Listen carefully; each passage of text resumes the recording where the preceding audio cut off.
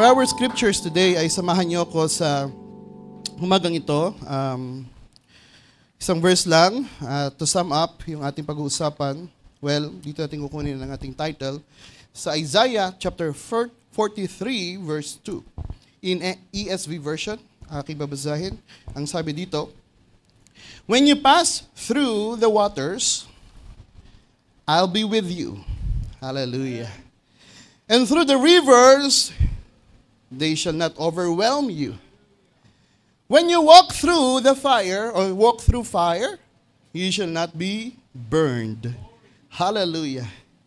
At ang sabi dito, "And the flame shall not consume you." Let's say amen to the word of God. Hallelujah. Malaya tayong makakaupo.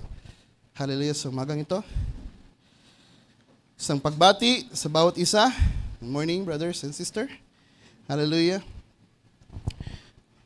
Sa pakainam na araw, hallelujah, na pinagkaloob sa atin. Amen po ba? Alam nyo, mga kapatid, sabi ko nga kay Brother Michael kagabi, kung okay lang sana na mag-online na lang, live streaming. Alam nyo, kung bakit wala ang ating mahal na pastor, ito naman na ina-announce, nandun po siya sa dako ng Kabadbaran. First day pa lamang, siya yung naging main preacher sa umaga, at pinagpala na ang lubos. First day, morning, talagang pinagpala na how much more pa kaya sa mga sumusunod na mga oras at araw. And I felt so much blessed at I believe yung aking i-share sa inyo ngayon is a part na aking nakuha sa mga preachers na aking napakinggan. So, alam nyo, napakasarap sumabay sa inspirasyon ng Diyos. Amen? Hallelujah. And that is the truth and that's the reality. Hallelujah. Dumating man ang mga bagay-bagay sa mundong ito, sometimes may mga prophecy patungkol sa pagdating ng ating Panginoon at nakikita natin na materialize sa mga prophecy na yan at sometimes tayo ay kinakabahan. Handa na ba ako pagdating ng Panginoon? That's the question. Babalikan niya ba ako na handa na at ako ba ay makakasama sa rapture? Yan ang ating mga question sapagkat, well, modern events, sabi ni Brother Branham, ito ay nagiging clear kapag ito ay na-fulfill. Amen? Yung prophecy noon, 19-something pa sinabi ni Brother Branham, ngayon ay nangyayari na. Na merong pope na lalabas mula doon sa Amerika. Specific, not North America, but America. At yun ay nangyari na. Kung kayo ay nakakasunod sa current events, ay hallelujah, magagalak kayo. Sapagkat, hindi yan, alam nyo, brothers and sisters, kung kayo ay nandoon sa year, way back 1960, imagine niyo at meron kayong narinig na sabing merong propeta na lalabas doon sa Amerika, kaya na ba natin unawain kung tayo ay nandoon sa panahon na yon? Napakahirap. And that is the reason, there is I believe, a prophet na sinabi ng Diyos na ganito ang mangyayari sa darating na panahon, a glorious days. Glorious time. At ito'y nangyari sa ating panahon ngayon. Hallelujah. What will happen?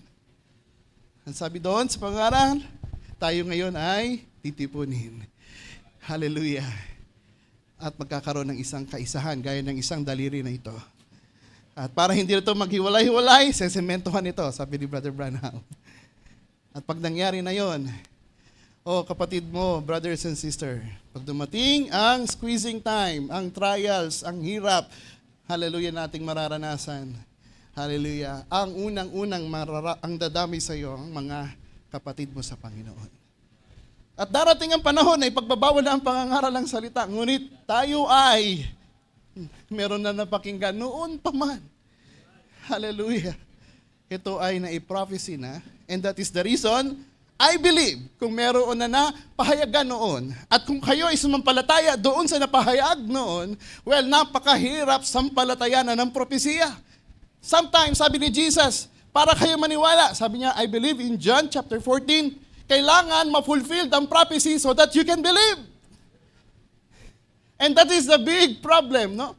Sometimes, hindi tayo sasampalataya hanggat hindi nahahayag ang mga nangyayari na propesiya o hindi nagiging realidad ang propesiya. And that is the reason maraming mga hearsay Sabi ng mga ibang mga ngaral, oh, ito na yung sinabi ni Brother Branham na lumabas sa Amerika. Pero yung Amerika is North America pala or Latin America pala. Walang ganon. Pag sinabi ng Panginoon, ng Diyos sa isang propeta, word by word, specific. Hindi yan ang ating tema. Masyado lang na-overwhelmed. Pero kung bakit ko sinasabi sa inyo to, brothers and sisters, wala na pong mahabang panahon. Hallelujah. Alam nyo, iniisip ko nga baka doon mag-rapture Sama-sama na sila doon Sabi ko, Lord, gusto ko makasama doon. Kung magra-rapture, at least doon kami sa isang lugar. Pero hindi pwedeng mangyari na maiwan ako. Maiwan ka, maiwan ang bawat isa sa atin. Sapagkat tayo, hallelujah, ay isa lamang nababalikan ng Panginoon. Iisang katawan, without blemish. Walang kapintasan. And that is the reason, hallelujah, kung may maririnig tayo ngayon sa umagang ito, sometimes may pagsaway, sometimes na merong pagtuturo, sometimes merong realization sa ating buhay sapagkat panahon na para tayo ay magbago na. Kapag hindi natin kasi naiintindihan kung bakit natin ito nararanasan, well, iisipin natin normal lang yan. Pero kung bakit pala natin ito nararanasan, dahilan meron purpose ang Diyos. Hallelujah. Kung malalaman natin, siguro, ang ating sasabihin, here I am, Lord. Anong yung layunin? Narito ako to do your will. Okay?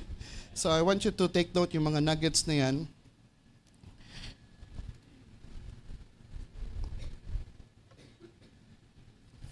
Okay, sa ating binasa kanina, siguro napakainam na ating malaman ano ang mga scriptures na pwede nating isusog doon. Well, kung alam nyo ang istorya ng tatlong magkakaibigan. Sino ba yon? Tatlong magkakaibigan. Sino nakakalam yan? Taas ang kamay. Okay, kung alam nyo na, hindi ko na sasabihin. Pero para sa mga kapatid natin na hindi pa rin ganon kalalim sa scriptures at hindi pa ganon nakakalam sa mga istorya na ito po ay patungkol sa tatlong magkakaibigan na si Shadrach, Meshach, and Abednego na mababasa natin sa whole chapter ng Book of Daniel, chapter 3. Well, isa-summarize ko na lamang. Ang Book of Daniel, chapter 3, makikita natin dito, sa verse 1 hanggang 7, ito yung setup para sa golden idol na kung saan si King Nebuchadnezzar ay ibinild niya itong golden statues na to at ikinuman niya ang lahat ng kanyang nasasakupan na mag-bow down at mag-worship dito sa idol na kanyang ipinatayo. Ang Daniel chapter 3 verse 8 hanggang 18 naman, makikita natin dito ang tatlong magkakaibigan na si Shadrach, Meshach, and Abednego. Ang ginawa nila, they refuse to worship the idol. Well, ang sabi doon sa kautusan, ang sino man ang mag-refuse o refusal ay katumbas nito ay kamatayan. At ito ay itatapon doon sa blazing furnace. Itong tatlong magkakaibigan na to, hindi sila sumunod, but they refuse to worship the idols. And that is the reason they are brought before the king. At ang sabi dito, well, bibigyan pa kayo ng pagkakataon, kung ayaw nyo talaga, ito na, kamatayan. At ang sabi nila, it is very remarkable verse na pwede nating ilagay sa ating puso't kaisipan. Our God, whom we serve, is able to deliver us. Amen? Ganon ang kanilang pananampalataya. Our God, whom we serve, is able to deliver us. Walang mahirap sa Diyos. Kaya silang iligtas ng Diyos. At ang sabi dito, but if not, oh my, As be it known to you, O King, that we will not serve your God. Kahit na, kung hindi man kami iligtas, hindi pa rin kami magbabow down para sumamba sa Diyos-Diyosan na yung pinatayo. Sapagkat ayaw ng Diyos na sumamba sa Diyos-Diyosan. Ang gusto niya, siya lamang ang sambahin. He is a jealous God. At yung word na yun na nanggaling sa Diyos na binigay kay Moses at ilagay sa kautusan ay kanilang sinampalatayanan. And that is the reason they have boldness to say, kahit na hindi man namin ligtas ng Diyos sa furnace of fire, well, hindi pa rin kami sasamba sa Diyos na pinatayo mo. Sabi ng tatlong magkakaibigan. Kung ako yung king, ang tigas ng ulo mo O sige, itapon ito sa furnace of fire. Sinutusan niya mga servant na ito ay painitin ng 7 beses. Sisiguraduhin na bago pa lamang itatapon ay makikita na yung mga sunog sa balat, sunog sa damit, sunog sa buhok. Yan ang mababasa natin sa Daniel chapter 3, verses 16 hanggang 27. Of course, nung hinulog sila, nalungkot ang hari. Pero nagtaka sila, bakit 3 ang hinulog, 4 ang aking nakikita? Oh my goodness. Anong nangyari? Well, alam natin, yan is the pre-incarnate ng appearance ng ating Panginoon. Ipinapakita lang niya sa darating na panahon. At yan ay pwede nating sabihin, hallelujah, ang book of Isaiah na ating binasa, ano nga ulit yon? Dumaan ka man sa pagsubok, kasama ka niya. Dumaan ka man sa fire, kasama ka niya. Dumating ka man sa unos o sa bagyo o sa flood, kasama ka pa rin niya. Oh, hallelujah. Kay buti ng ating Panginoon. At gusto kong pamagatan ng ating title sa umagang ito. Last time hindi ko na pamagatan at ngayon ay pamamagatan ko na. The glory through the fire. There is glory doon sa fire. Sa Tagalog, kaluwalhatian sa pamamagitan ng apoy. Pero meron akong subtitle. Hindi tayo matatali doon lamang sa fire, ngunit ang aking subtitle ay ito ay palalawakin natin. Pwede ba yon? So kulang ang aking oras. Perhaps ang isang point lang aking maibibigay sa umagang ito, but I believe na sapat na ito at meron pa namang panahon, luluobin ng Diyos. Okay, ang aking subtitle, How God Uses Trials, Pain, Sickness, to reveal your value and His purpose. Mahaba. How God uses trials, pain, sickness, to reveal your value and purpose. I believe, kaya ng Diyos, bago pa ihulog sila doon sa hurnong apoy, kaya ng Diyos na sila ay alisin doon. Bakit hinayaan pa sila ng Diyos na mahulog talaga literally doon sa furnace of fire na 7 beses na pinainit? Bakit hinayaan ng Diyos? Kung ikaw yun, paglapit mo pa lang, Panginoon, eto na. Nung hinulog ka pa, siguro gano'n ang iyong masisigaw. Ba't hinayaan ng Diyos na mangyari at maramdaman mo yung ganong takot? Na ganong sigaw? Para ibigay, ipakita, ipaunawa, at ipaalam sa haring ni Nebuchadnezzar at sa mga kawal ng hari at sa mga tao na mga saksi na hindi sila natupok ng apoy. Ang sabi doon, kahit ang kanilang buhok, kahit ang kanilang damit, kahit ang kanilang mga balat ay hindi na nga sunog. Sapagkat gusto ng Diyos ipakita ang kanyang kapangyarihan kay haring Nebuchadnezzar. Kung mananampalataya ka lamang, hallelujah, ganito ang mangyayari kahit anong pagsubok sa iyong buhay. Sickness man yan, hirap man yan, trials man yan, hallelujah. Oh, hallelujah, hindi ka pababayaan ng Diyos. Kung bakit niya ginagawa at pinahayaang mangyari sa iyong buhay ang ganon, sapagkat meron siyang purpose. Ang purpose, hallelujah, sa isang tao ay hindi para sa iyong ikapupuri.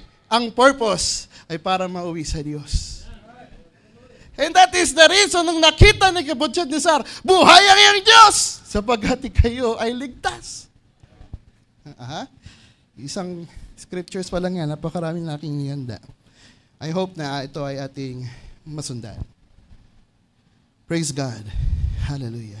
Remember, yung ating inawit, He is sovereign over us. Hallelujah. Kaya nating sampalatayanan ng Diyos. Hallelujah. Gaya ni tatlong magkakapatid nito.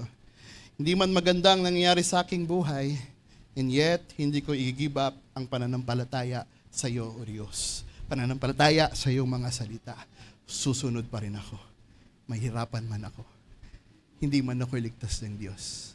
Sapagkat ang sinabi ng Diyos ay sinabi ng Diyos. At yan ay isa sa katuparan niya sa buhay mo. Hallelujah. Now, I want to dig yung value. Pag sinabing value, ano bang iniisip natin, no?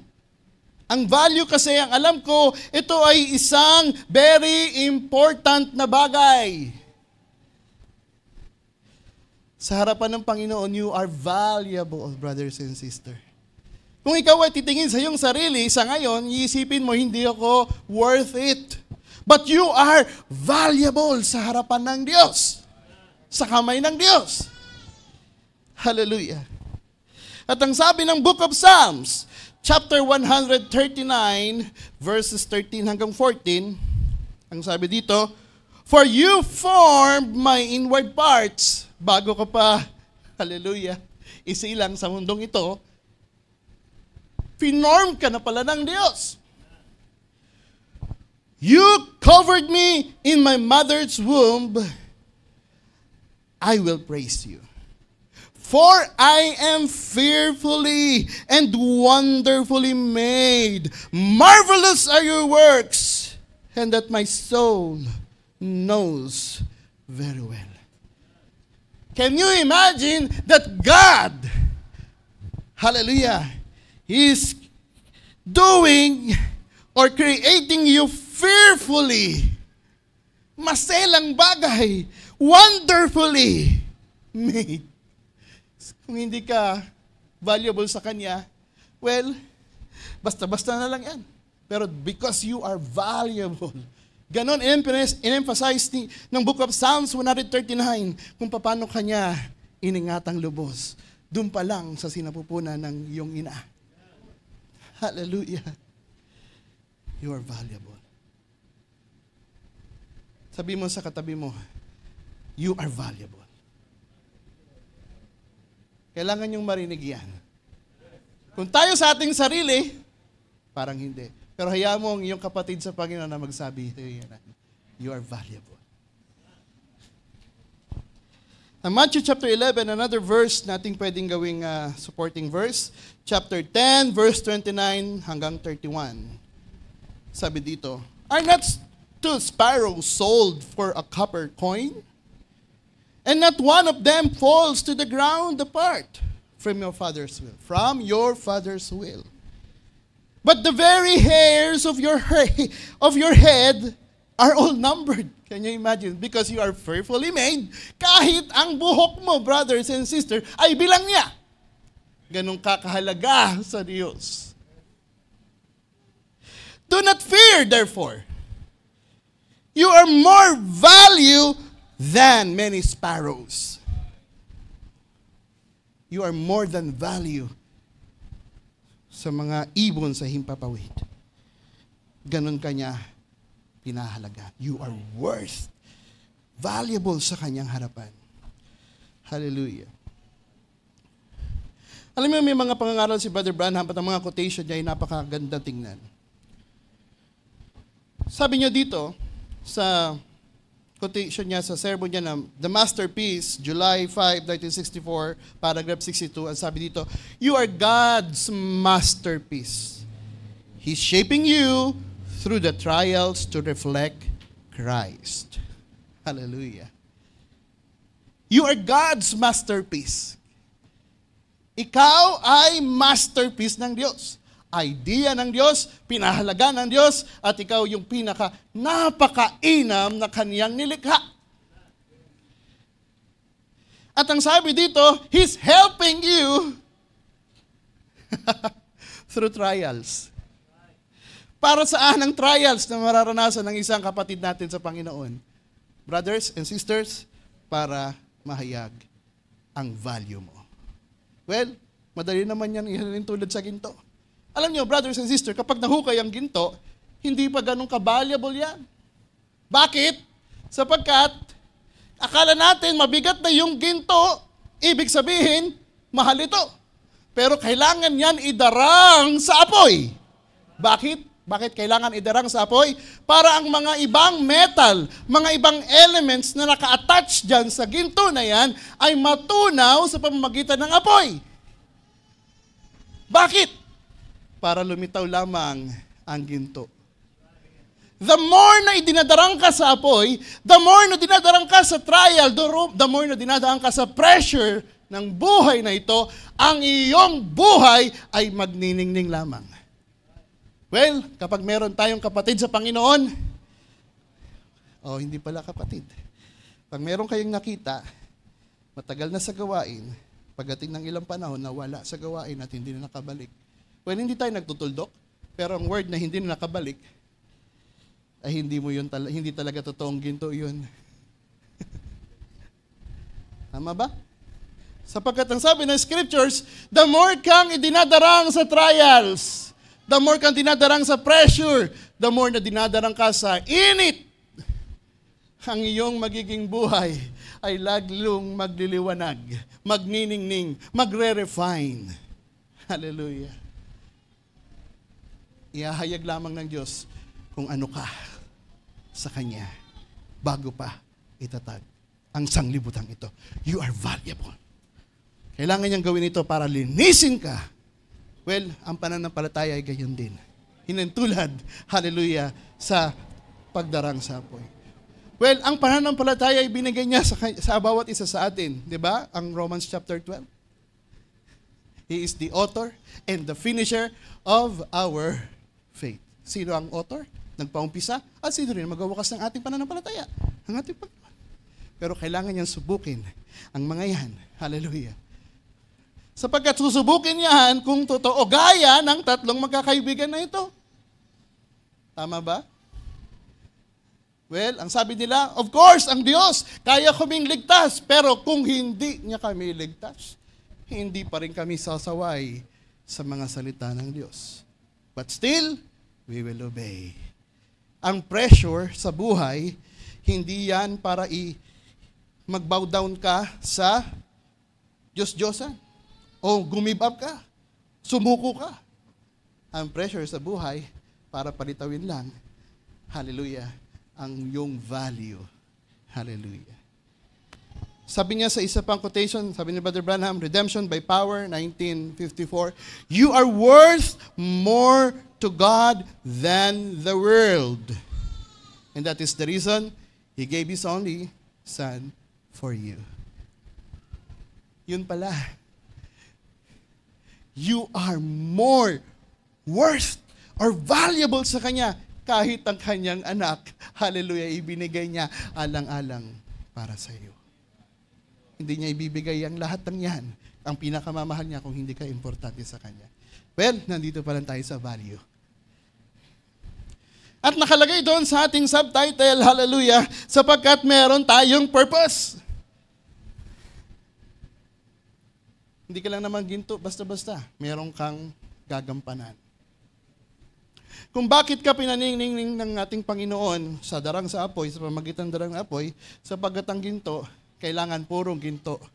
Sapagkat meron niyang gagawin. Nasusundan niyo ba ako, brothers and sisters? And that is the reason, lagay natin ang supporting scriptures.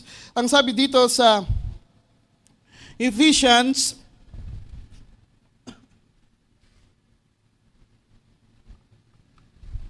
chapter 2, verse 10, For we are God's handiworks. Hallelujah. Say it again. For we are His workmanship. Sa ibang salin, for we are God's handiwork. Created in Christ Jesus. Nilikha, hallelujah, sa pamagitan ng ating Panginoong Jesus Kristo. For what purpose? To do good works, which God prepared in advance for us to do. Hallelujah. Meron na pala tayong assignment bago pa tayo, hallelujah, lumitaw sa mundong ito. You are created fearfully, wonderfully, made by God sa pamagitan ng ating Panginoon. At ang sabi, for what purpose? To do good works. Ano yung mga gagawin natin? Well, meron na siyang inihanda bago pa itatag ang sanlibutan na ating dapat gawin. The problem is, maraming mga tao na hindi nila alam ang kanilang purpose kung bakit sila nabubuhay sa mundong ito. Meron isang preacher, ang sabi niya, basahin ko, the wealthiest place on earth is the graveyard because it is filled with people who died without discovering or fulfilling their purpose. Oh my goodness. Ulitin ko. The wealthiest place on earth is the graveyard. Why? Because it is filled with people who died without discovering or fulfilling their purpose. Well, pwede kong sabihin, meron sanang purpose ang Diyos sa isang tao na maging mangangaral. Pero because hindi niya sinunod ang Diyos, hallelujah, dumating sa pagkakataon siya namatay. Well, nandun sa libingan siya yun ng taong yun. Ang problem, dapat sana preacher siya, mangangaral siya, pero hindi niya sinunod, sayang, ang isang preacher. Well, isang mayaman na tao, dapat ang isang tao na kanyang plano para sa isang tao to plan to prosper you. But the problem is hindi siya sumunod. Ang nangyari, namatay yung tao na hindi na-fulfill ang kanyang purpose na dapat sana siya ay maging mayaman sa sanglibutan ito. Sino ngayon ang mayaman? Yung graveyard. Bakit? Sapagkat maraming tao ngayon na hindi nila alam ang purpose nila, kung bakit sila nilikha ng Diyos, kung bakit sila narito. And that's the problem.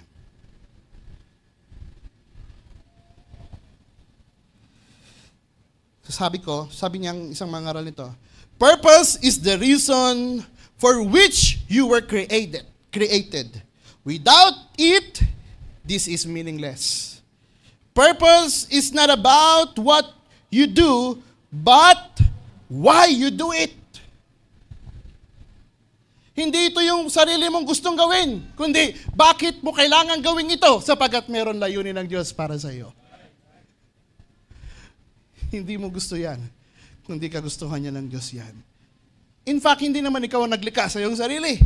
Siya na naglikha sapagkat meron siyang layunin para sa iyo. Di ba, ang baso, kapag yan ay minomold doon sa molding or doon sa clay, para saan? Minold ka na maganda. Well, para kanyang gamitin in the future. And that is the reason we are faithfully made. For what purpose? To do good works. Na kanyang inilagay na pala bago pa itatag ang sanglibutan ito na kailangan natin ma-discover. Well, alam naman natin ang solusyon para malaman natin ang purpose. Well, tanungin natin ang Diyos, Panginoon. Bakit ba ako narito? Hallelujah. Ano ang iyong purpose para sa akin? Kung bakit ako narito? Mga kapatid sa Baklaran, anong layunin niyo? Bakit kayo narito? Diba? Pakahirap naman isipin na ang purpose natin ay sa Mindanao. E di sana, doon na tayo tinawag. And that is the reason, meron tayong layunin. Bakit tayo nandito? To do good works. Ng Diyos na kung saan meron siyang ibinigay na kailangan lang natin ma-discover to, alamin natin sa Diyos. Hallelujah. Alam niyo, minsan, ang problema lang naman ay nagiging isang problema ay ang ating buhay. Panginoon, hindi ko magawa ang iyong layunin. Alam ko, meron kang nilagay, pero sometimes, Hindi ko magawa dahilan meron akong sakit. Oh my. Pag sakit na kasi ang pinag-usapan, parang exempted. Parang excuse. But no! You are valuable! Ginawa kang ganyan. For what purpose? To do His good works.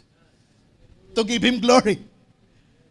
Hallelujah. Sabi ng isang mangaral, nung napanood nyo lang yung mga napapanood namin nung sa Kabadbaran, siguro, hindi nyo na kailangan to. Hallelujah. Magbibigay tayo ng isang scriptures to pagtibayin ng mga bagay na yan. Ang John chapter 11, verses 1 to 4, ito ay isang opening ng ating pastor, Pastor Joel. Sabi niya, basahin ko, "Now a certain man was sick named Lazarus of Bethany, the town of Mary and her sister Martha." Verse 2, "It was that Mary which anointed the Lord with ointment and wiped his feet with her hair, whose brother Lazarus was sick. Therefore his sister sent unto him, saying, Lord, behold, he whom thou lovest is sick." Sabi ni Jesus, when Jesus heard that, He said, "This sickness is not unto death." Itong sakit na ito ay hindi para to si kamamatay. Hindi yan doon mag-i-end. Kapag may sakit ka, alam mo na ang end, kamatayan. Pero hindi yon. Sa harapan ng Diyos, ang sabi dito, "But for the glory of God, that the Son of God might be glorified thereby." Oh my. Yung bakit ka na nakinglikha ng ganito? Lord, I'm fearfully made. Parang iisipin ko, am I a mistake? But no! Ginawa kanya ang ganyan ng Diyos para sa ang layunin. Hindi para sa iyong kaluwalhatian, kundi para sa kaluwalhatian ng Diyos.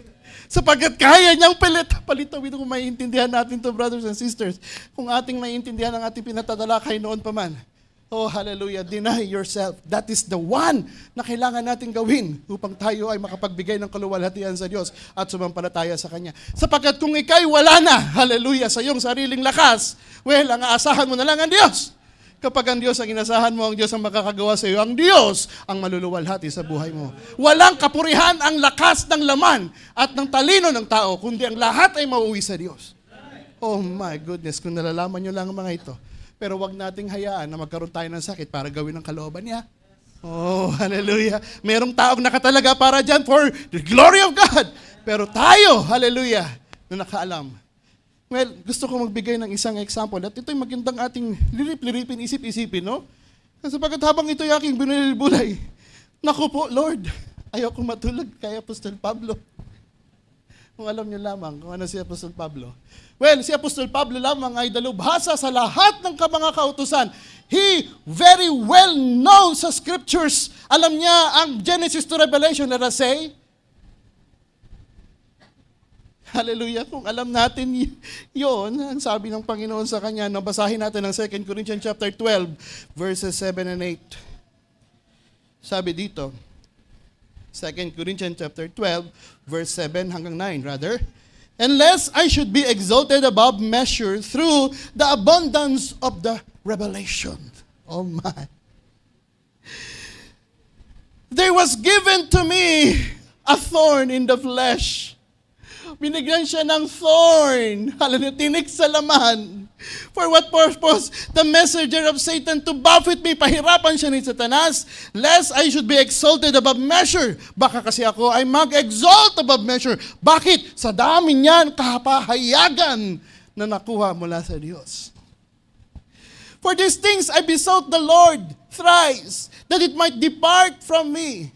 But sabi ng Diyos sa kanya, "My grace is sufficient for thee, for my strength is made perfect in weakness." Hallelujah.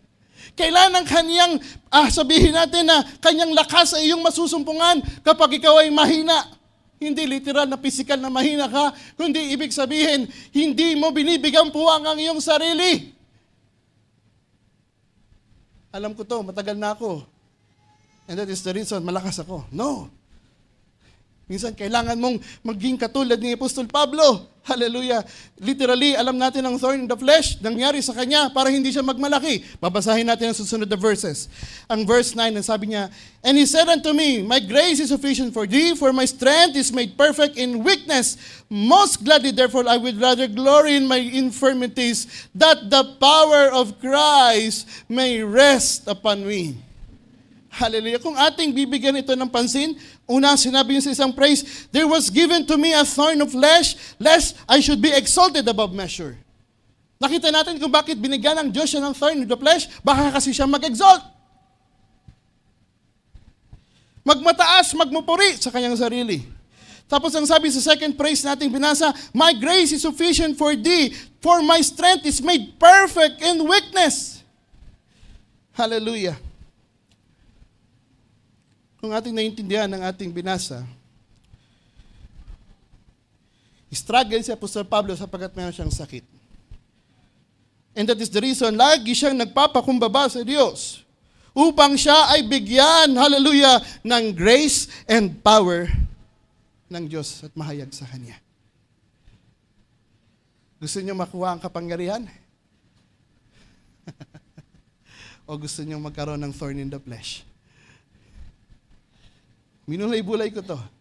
Well, ang pinaka-main objective, gawin ang kalooban ng Diyos. Ang kanyang purpose. If you have many revelation, hallelujah, dapat yan ipaglingkod na ayon sa kanyang layunin.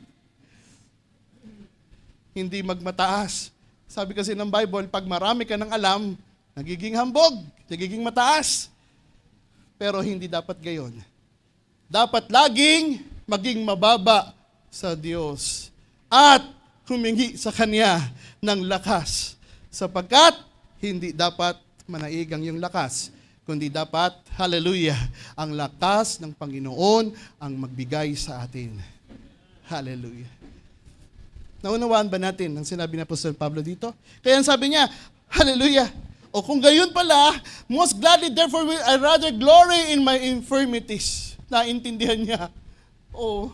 Mas gugustuhin ko, hallelujah, na ako ay nandito sa kalagayan na maraming kahinaan upang ang lakas at kapangyarihan ng Diyos ay mahayag sa akin.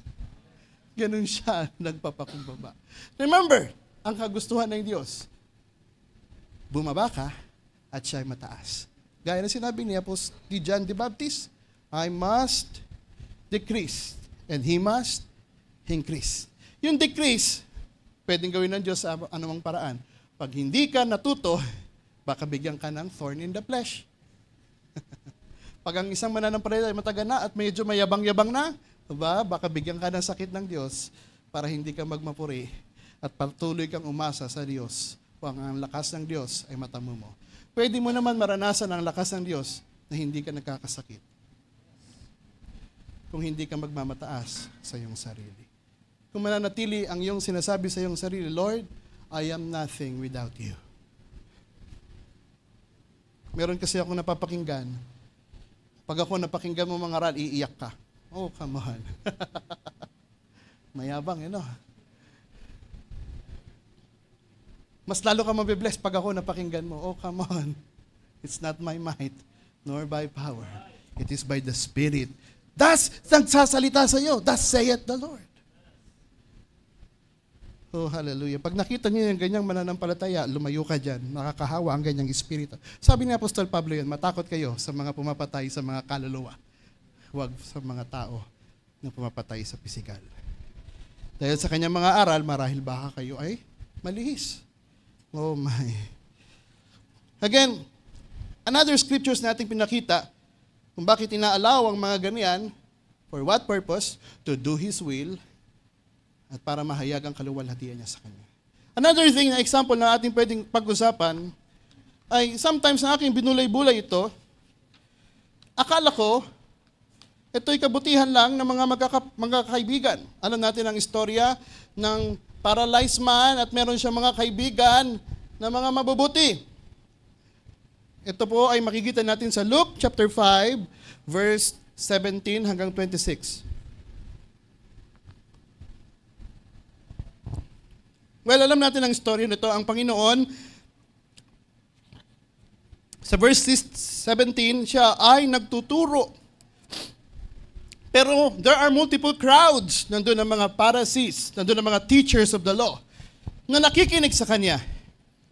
And they had come from every village of Galilee and from Judea and Jerusalem, and the power of the Lord was with Jesus to heal the sick.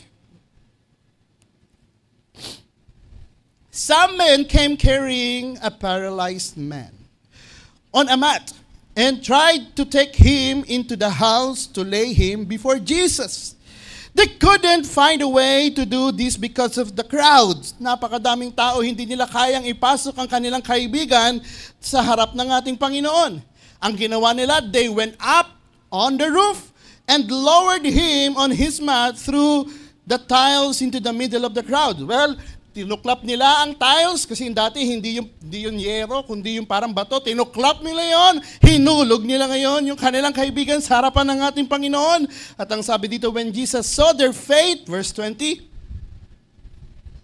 He said, "Friend, your sins are forgiven." Parang doon na tayo humihinto eh. Tapos ang sabi dito, the Pharisees and the teachers of the law began thinking to themselves, "Who is this fellow who speaks blasphemy? Who can forgive sins but God alone?" Well, tama naman. Pero hindi nila alam, anak ng Diyos, binigyan siya ng kapangyarihan, authority, hallelujah, to do God's will. Yan ang purpose ng Diyos. Jesus knew that they were thinking and asked, at sabi ni Jesus, "Why are you thinking these things in your hearts? Which is easier to say, your sins are forgiven, or to say, get up and walk?" At sabi dito sa verse 24, I want you to take note this. "But I want you to know that the Son of Man has an authority on earth to forgive sins." So he said to the paralyzed man, "I tell you, get up, take your mat, and go home." At itong paralyzed man na to, immediately, he stood up in the front of them, took what he had been lying on, and went home praising God. And everyone was amazed and gave praise to God, and they were filled with awe and said, "Who have seen remarkable things today?" Well, kung papasahin natin ito, lagi tayo nakafocus sa paralyzed man na pinagaling ng Panginoon at sa kaibigan na apat na nagtumulong-tulong para ilagay ang kanilang kaibigan sa harapan ng Panginoon. That is, napakaganda, no? Kung ating matututunan ang pananampalataya ng apat na mga kaibigan because they believe ang Panginoon, He is a healer. Kapag ang kaibigan alam niya ang Panginoon ay healer, gagawa siya ng paraan. Anumang itong hirap na kanyang gagawin, kanyang pa rin itong gagawin kahit magtuklap ng yero o ng tuklap ng tiles para ihulog lamang ang kanyang kaibigan sa harapan ng Panginoon because they believe anuman ang ilagay nila sa harapan ng Panginoon na may pananampalataya ay pagagalingin. At nangyari. Pero hindi nyo ba alam at hindi natin nakita, hallelujah, ang sinabi dito sa verse 24. Sabi ni Jesus, "But I want you to know."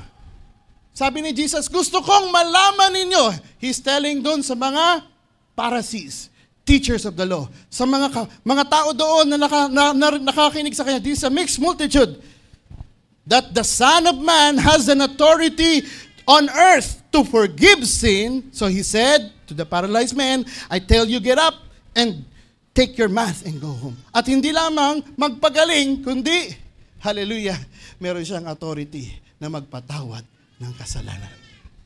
Yun ay kanyang ipinakita sa maraming mga tao na nakikinig sa kanya. That is intentional. Habang aking binulay-bulay ito, oo nga no, para ang kaluwalhatian ay sa Panginoon lamang, kailangan niya na itong sabihin with boldness. Gawin intentionally.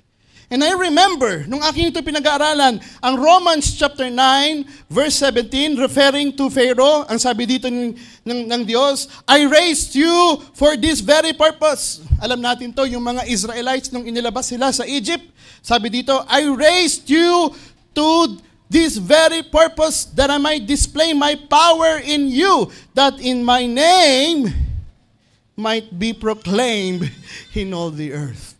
Hallelujah. Kaya pala sila pinalabas at nagkaroon ng mga ganong miraculous na ginawa ng Diyos para malaman natin, malaman ng mga tao na siyang makapangyarihan ng Diyos.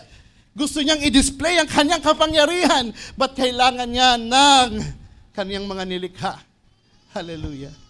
Salamat, kapatid. Oh my. Wala siyang ibang gagamitin maliban na lamang yung kanyang pinili, nilikha. Hallelujah. Dahil meron siyang layunin. Oh, hallelujah. Romans chapter 9, verses 22 hanggang 24. What if God is desiring to show His wrath and to make known His power? Kaya pala nangyayari ang mga bagay na ito upang malaman natin ang kanyang kapangyarihan. Oh my. Has endured with much patience vessel and wrath prepared for destruction, in order to make known the riches of His glory, for vessel of mercy, which has prepared beforehand for glory. Even us, whom He has called, not from Jews only, but also from the Gentiles. And these scriptures na kinote ni Apostol Pablo, hallelujah, hindi lamang para sa kanyang physical Israel na mga piniling anak, kundi para sa mga hentil na katulad natin. This is for our sake, para i-display ang kapangyarihan ng Diyos at tayo ay sumampalataya sa Kanya. Ang Diyos, hallelujah, sa pamagitan ng ating Panginoon ay kayang magpagaling ng kahit anumang uri ng sakit. Period. Ano yung sakit ng pinakamahirap para sa iyo? Kaya niyang pagalingin. Pangalawa, kaya niyang magpatawad. Kung ikaw ay lalapit sa Kanya, patatawarin ka niya. Oh my. At kaya niyang magbigay na anumang miracles. Hallelujah. Gusto niya kasi i-display ang kanyang kapangyarihan. At wala tayong magagawa roon. Ang gusto ng Diyos wala tayong magagawa. He is sovereign. Iyon ang plano niya para gawin ito. Hallelujah. And that is why na-display ang kapangyarihan ng Diyos. Natakot si Pharaoh. May Diyos kasi sila Sige. Kumip up. Hallelujah. Kung tayo kaya sa panahon natin ngayon, wala ng oras, ang bilis ng oras. Well, marami pa sana. There are 4 points. Nakaka-first point pa lang tayo na ating pwedeng i-discuss. Hallelujah. Patungkol dito.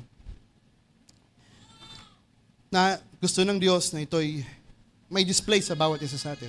And that is the reason meron siya mga nilikha fearfully. Hallelujah. Na may mga ganitong uri ng sakit. Naglagay siya ng thorn in the flesh. Kaya Apostol Pablo, sapagkat alam niya, para si Apostol Pablo hindi magmalaki. Hallelujah. At hindi lamang yon, yung mga nating nakita rito, katulad sa panahon ng mga anak niya, Israelites, nilagay ang mga bagay na yan, hallelujah, para i-display ang kapangyarihan ng Diyos, makita ang kapangyarihan ng Diyos. Hallelujah. And there is another scripture na pwedeng ating idagdag, John chapter 9, verses 1 hanggang 3. And Jesus has said, passed by, and he saw a man which was blind. John chapter 9, verses 1 hanggang 3. Was blind from his birth. Can you imagine? Bulag. Mula pa nung pinanganak. And his disciple asked him, saying, Master, who did sin? This man or his parents? That he was born blind. And Jesus answered, Neither had this man sinned, nor his parents sinned. Alam niyo kung bakit ganun siya nilikha? But the works of God should be made manifest in him. That's the purpose. Kung bakit nilikha ang tao ng isang bulag na pinanganak para may display ang kapangyarihan ng Diyos. Hallelujah. Upang mahayag ang gawa ng Diyos sa taong ito. Kung ikaw ay may sakit, hindi para ikaw ay magsabi sa iyong sarili, I'm a mistake. I'm born like this. No. Ginawa ko sa ganitong paraan upang ang kaluwalhatian ng Diyos ay makita sa buhay ko. Upang ang lakas ng Diyos ang makita at hindi ang tao. Yun naman talaga ang gusto niya mangyari. Sa may mga sakit at sa walang sakit.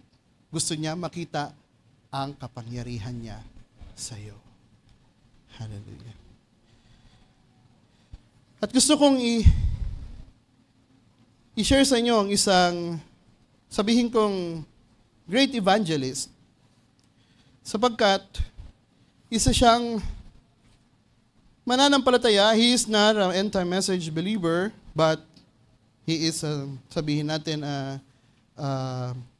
evangelist na sa ibang bansa or denominational evangelist. Pero kung bakit siya nilikha ng Diyos sa ganong kalagayan, sino ba nakakaalam sa inyo yung tao na walang limb? Pag sinabing walang limb, walang kamay, walang mga paa. Sino nakakilala yan? Pero isang evangelista. Hallelujah. Kung babasahin natin ang kanyang buhay, ating marirealize, hallelujah, na napakahirap ng kanyang dinanas. Bakit pa kasi siya to pinanganak ng ganun? Sabi ng ibang tao sa kanya, you are a mistake. Nagkamali daw ang Diyos nung nilikha siya sapagkat kulang ng paa, kulang ng mga paa, at kulang ng mga kamay. Pero alam niyo ba, ginamit siya ng Diyos sa ganung kalagayan. Hallelujah. At siya ay naging evangelist at maraming tao, hallelujah, ang nakalapit sa paanan ng Panginoon dahilan sa kanya. Sinong nakakilala dyan sa isang preacher na yan? Kung nakikilala ng mga brothers na nagsasabi dyan sa ating projector, ipaki-flash nga yung picture niya. Well, ang taong ito, hinahanap ko yung kanyang pangalan, actually.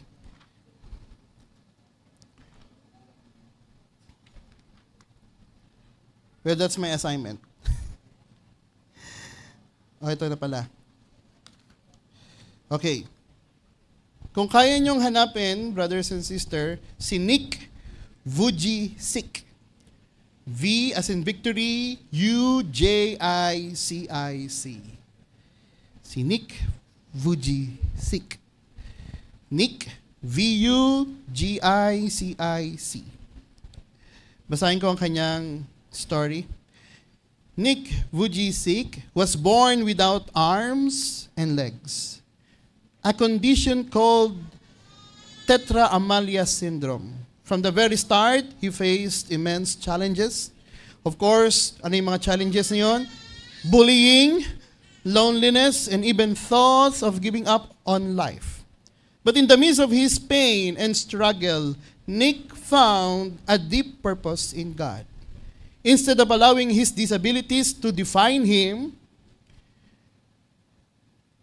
he surrendered his life to Christ, and God used his story to inspire millions around the world. Nick Payne became his pulpit, and today he travels globally as a powerful speaker, sharing hope and faith. His life is a living testimony. Have you seen him? Oh my. Walang paa, walang mga kamay. Ipinanganak ng ganyan, pero ginamit ng Diyos. Nung na-discover niya, siya'y nilikha ng Diyos, fearfully, wonderfully made sa ganyang kalagayan. Pangalawa, he surrendered his life sa Diyos. Ang ginawa ng Diyos, ginamit siya. Sino ang magtataka? Sino magsasabi sa inyo, sa ganyang tao, maraming millions na mga tao na palapit sa paanan ng Diyos at tumanggap sa ating Panginoon? Why? Anong purpose? Anong purpose? To display God's power. Hindi sa kanyang sariling lakas. May lakas ba yan? Wala ngang kamay. Meron lang parang maliit na paa. Pero alam niyo ba kung paano siya maglakad? Tumatalon-talon. At yan, ang tinutungtungan niya ay table. Can you imagine? Preach in millions of people, nagtatravel around the world. Nangangaral ng salita ng Diyos. Sapagkat, ibinigay niya ang buhay niya sa Diyos. Well, ginamit siya ng Diyos. Nalaman niya ang purpose niya. He is a evangelist. He is sabihin natin, a preacher. Kung iniisip natin sa ating sarili, we are hopeless. Wala akong alam, wala akong pinag-aralan, but yun nga ang gusto ng Diyos eh. Wala kang ipagmamalaki sa iyong sarili at gamitin ka niya. Can you imagine? At ang kalooban ng Diyos ay na-display sa buhay niya. How much more na mga bawat isa na pinaghayagan ng mga salita ng Diyos sa huling panahon. How much more na tayo nagsasabi na salamat sa Diyos, ang mga salita niya hindi niya itinago, ito'y binayag niya sa bawat isa sa atin na tayo tuwang-tuwa. Can you imagine? Can you imagine, brothers and sisters? O kung gusto nyo, wala rin kayong kamay at paa para gamitin ng Diyos, mamili kayo. Yun ang aking sinasabi. Gusto nyo bang walang kayo ng kamay at paa? Gusto nyo bang magkasakit para maging great evangelist? Oh, come on. Sino magugusto niyan? Well, kung alam nyo lang yung pinaka-key. Ano yung pinaka-key? Deny yourself. Hallelujah. Ang gusto ng Panginoon, sino mang gustong lumapit sa akin, i-deny niya ang kanyang sarili. That's it. That is the first thing that you do.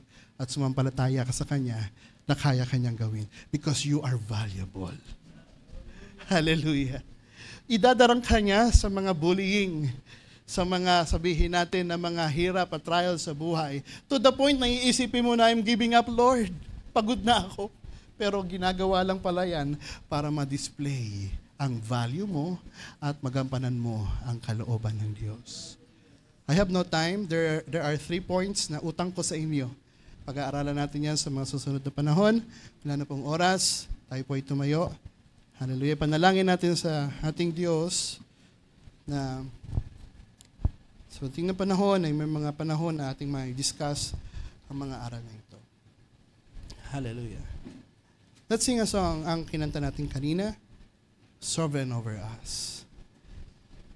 Pag sinabing sovereign, wala tayong kapangyarihan sa ating sarili.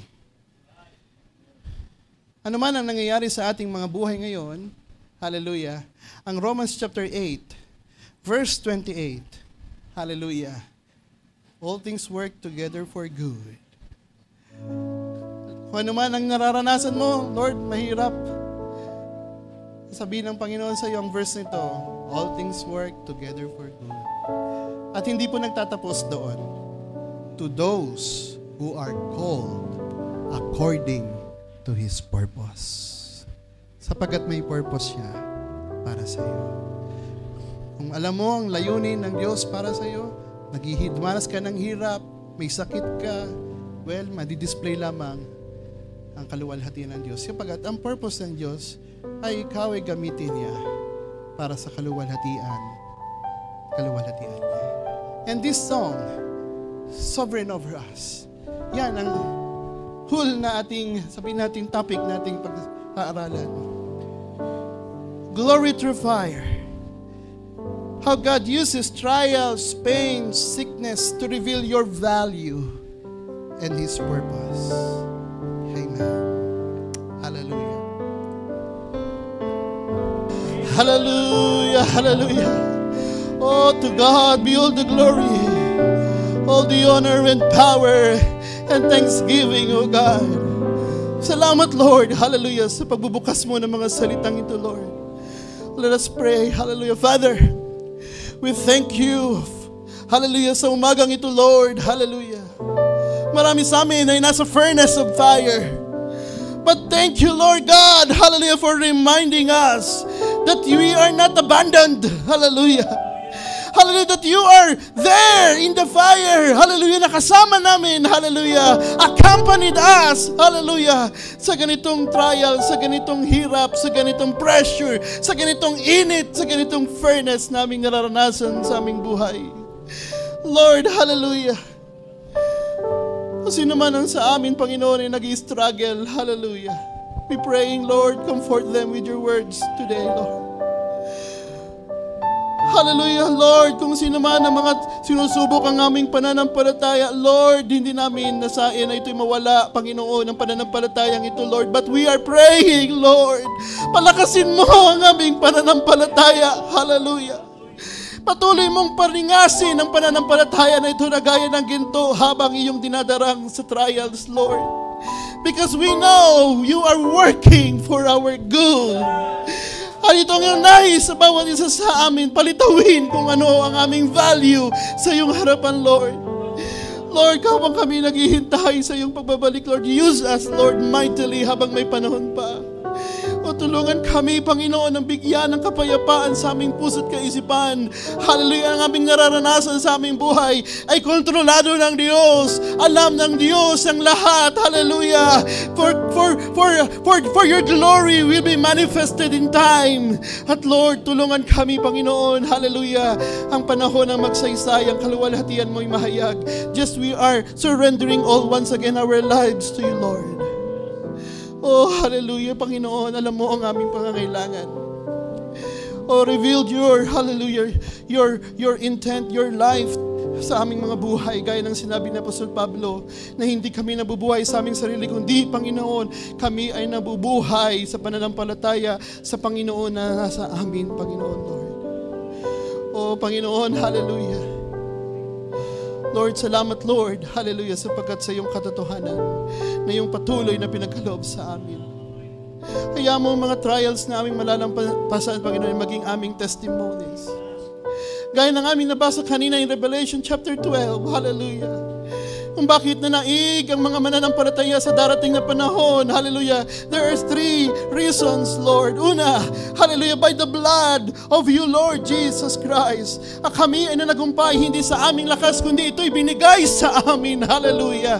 The blood has been applied in our life, and the life of Jesus, hallelujah, manifested in our life, and that is the reason kami nanagumpay. But there's a second thing, Lord, na aming makikita kung bakit kami mananagumpay, because of our testimonies. Hallelujah, kami ay magsasaysay ng iyong mga dakilang gawa, ng iyong mga ginawa sa aming buhay, na pinaranas sa aming buhay. Hindi lamang ito, Panginoon, sa pamagitan ng salita lamang, kundi ang buhay na nahayag, naranasan namin, Panginoon. Hallelujah. Na ito, Panginoon, na magsasaysay sa tao, na ito'y magsasabi sa kaaway, and that is the reason ng kaaway ay tatakas, ang kaaway ay magagapi. And the one thing, Panginoon, na aming napakinggan, the last thing, Lord, hallelujah, if we only, ang aming buhay ay hindi na masumpungan sa aming sariling kagustuhan, sariling paraan, sariling kalakasan, kundi, Panginoon, ang buhay na ito ay may patuloy na pagpapakumbaba sa iyo. Ang buhay na ito na patuloy na nagpapasakop sa iyong kalooban, Lord. At ang iyong will, hallelujah, hallelujah, ang iyong kalooban, hallelujah, ang iyong layunin ang siyang mahayag, Lord. Lord, hallelujah, kung ito, Panginoon, namin nagawa, Lord, hallelujah, aming sasabihin sa umagang ito, to God be all the glory and honor and all the power and thanksgiving. At aming sasabihin, in Christ alone. Salamat, Panginoon, ikaw ay nasa aming puso. Dahilan sa iyo, Panginoon, kami ay naging mananagumpay. At walang anumang purihan sa laman sa aming sarili, kundi sa iyo lamang mauwi, in Christ alone. We thank you, Father, for today's word. Alam namin marami ka pang inihanda. Ngunit, Lord, alam namin, Panginoon, kaya mo, Panginoon, mula sa oras nito hanggang sa aming pag-uwi, hanggang sa aming pagdating sa aming tahanan, hanggang sa paghimlay namin sa aming gabi, sa tulog sa gabi, kaya mo pang mangusap mula rito. Mag-expound pa ng iyong mga salita, Lord. We thank you so much. Oh, hallelujah, bless ang iyong mga anak, Panginoon. Hindi lamang sa dakong ito, Lord, hindi sa dako po, Panginoon, ng mga iba't ibang churches, Lord, at Lord, sa dako po ng Kabadbaran, Lord. Mga aming kapatid na naparoon, ang aming mahal na pastor na naroon, Lord. Alam namin, Panginoon, hallelujah, meron kang itinatnang lugar. At maraming iba sa aming mga kapatid na nag-travel paroon, Panginoon, nagbigay ng lakas, ng pinansyal, ng panahon, umabsent sa trabaho para makaparoon. Hallelujah, Lord, wag mo silang, hallelujah, ang pagkulangin. Alam namin, ang mga saro, hallelujah, kahit kami nakaka-witness in online service namin napapanood, hallelujah, na napupuno kami, Panginoon, ng aming mga saro, ng iyong mga, hallelujah, mga salita, at kami, Panginoon, yung nagagalak. We're praying more, Lord God, sapagkat ito'y para sa amin, Lord. Alam namin ang mga bawat salita na iyong inihanda, na iyong ilibigay sa iyong lingkod, Lord, ay para sa aming kapakanan, Lord. At Lord, hayaan mo, Lord, hallelujah, hallelujah, pauwiin mo sila na may lubos na lakas at lubos na kaligayahan. At Lord, babalik na mayroong patotoo na sasabihin, gumawa ang Panginoon. At Lord, kami na mga living witness, Lord, hallelujah, nakikinig ng mga testimonies nila, Lord. Kami na mga saksi, Lord, hallelujah, ay magkaroon ng encourage, Lord, na minsan pa, hallelujah, na ang bawat isa sa aming Panginoon ay pagpalain mong lubos at gamitin kami sa anumang lugar, saan mo kami dalhin, Lord. At maraming salamat, Lord. At we commit, hallelujah, minsan pa ang pagkatapos ng gawain sa iyong makapangyarihang kamay. Preeminence and take control, maging sa aming pag-uwi, ingatan mo kami. Ito ang aming patuloy na sinasamo, dinadalangin sa iyo in the mighty name of our Lord Jesus Christ, we pray. Amen and amen. Hallelujah. Ating palakpakan ng ating Diyos.